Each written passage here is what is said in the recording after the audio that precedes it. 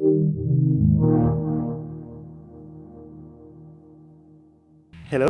my name is Javier. I am associate producer in ToyLogic. So what are you guys showing here with Happy Dungeons? Well, we are showing a free-to-play hack and slash RPG game, which 4 people can play co-op, whether it's online or in split screen. So talk about the gameplay in Happy Dungeons. What are you doing and what's the goal?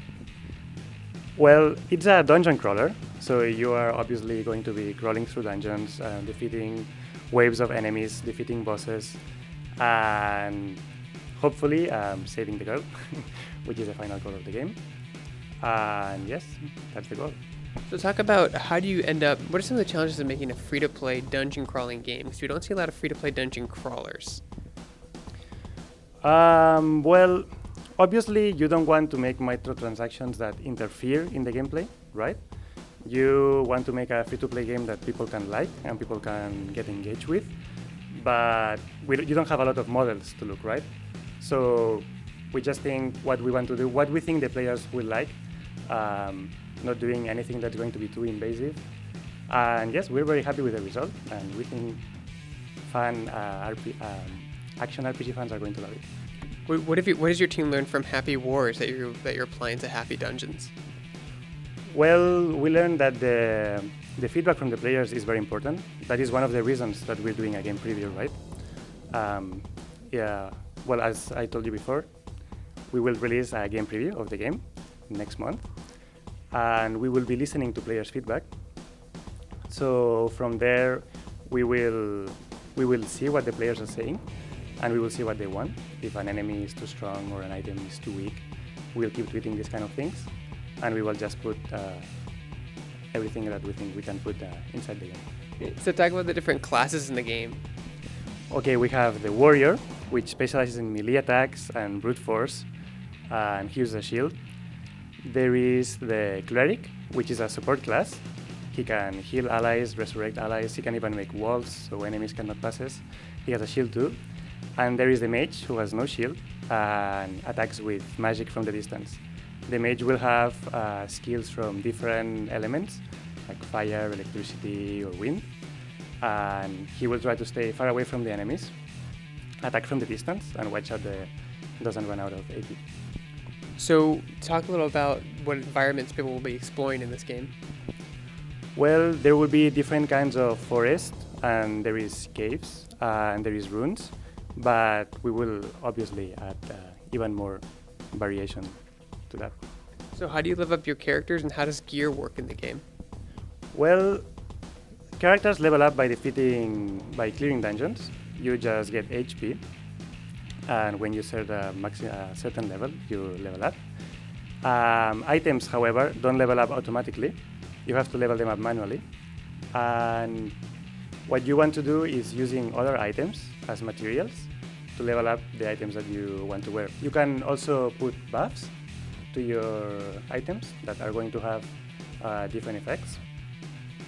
So yes, you want to level up your character, level up your items, put buffs in your items, and then even have minions coming with you, which are not exactly items, are these little NPCs that come with you and help you through the dungeon. So tons of customization, tons of fun. Can you talk about how the microtransactions will work in your game? So the in-game currency of the game is called Happy Jewels. So you get Happy Jewels just by playing the game. You get Happy Jewels by clearing dungeons, and you get Happy Jewels in what we call the login bonus, which you get just by logging in daily into the game. And microtransactions include items that you can obtain.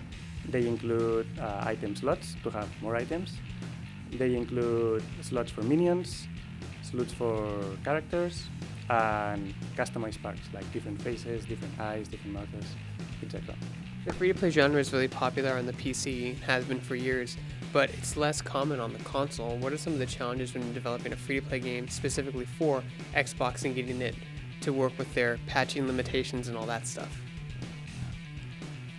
Well, we have a system where we can update the game periodically, so we don't have to worry that much about the patches.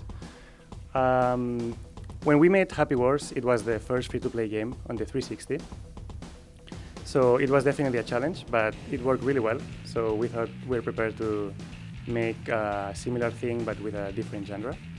And well, we're very happy with the result. So we think that what works in PC, in a certain way, can also work on console. So we are confident with this title. Any plans to release Happy Dungeons on PC and PS4? Right now, we're just releasing it for Xbox One. We're very happy with the platform, and who knows about the future. What do you feel free-to-play opens up for your game?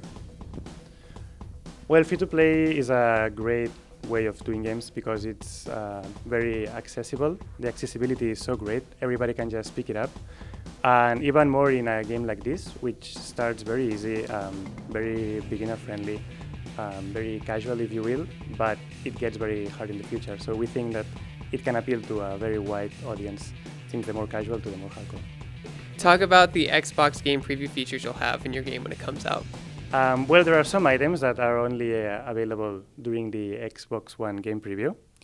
As I said before, you can just get them for free if you get enough Happy Jewels by playing the game. If you get the items, you can just use them through all the game, even in the final version. Also, we will have a Founders Edition. We will include the game and Happy Jewels, which is the in-game currency. And by getting this edition, you will get a 25% discount in the Happy Jewels, so a lot of content to see in the game preview. When does the game come out? Well, we'll have an Xbox One game preview the 3rd of August, next month. And from there, what we will do is we will be listening to players' feedback. And from there, we will try to further balance the game. Maybe some things need some tweak, like some items might need to be a little stronger or some enemies a little weaker. And so we will keep adding things in the form of updates.